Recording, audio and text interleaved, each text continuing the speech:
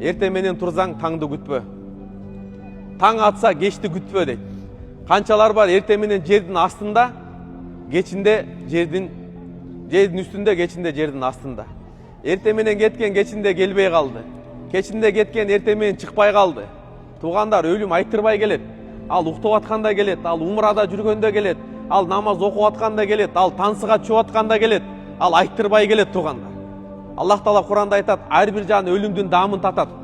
Каалайсыңбы, каалабайсыңбы, жагабы, жакпайбы, сага туура келеби, атеистсиңби, аялсыңбы, эркексиңби, ал ылгабайт туугандар. Ал баардыгын бирдей алып кетет ажалчы. Акын айткан экен, бир күн келет, гүлдүү жерден чаң чыгат. Бир күн келет, издешкендери да табышат. Биз алып барсак башкаларды мүрзөгө, бир күн келет, бизди алып барышат.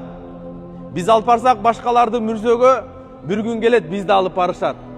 Бир күн келет, бир күн акыр кыяматы келет дейт.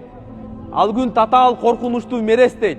Өмүрүңдө ар бир кылган амалың бир күн калбай периштелер эсептейт. Азыр ар бир амалыңыздарды эсептеп атат, ар бир басканды эсептеп атат. Урматтуу туугандар, өлүмгө даярданайык. Ошон үчүн туугандар, өлүмгө даярданайык. Өлүмгө даярданайык. Чынында акыйкатта акылдуу адам, данышман адам ким десе бул өлүмдөн мурда даярданган адам. Өлүм келет ал күттүрбөйт апалар. Биз ойлойт экенбиз, өлүш үчүн биз бир ооруш керекпиз, же бир картайыш керекпиз депчи. Жапжаш болуп өлүп калгандарды көрүп атабыз.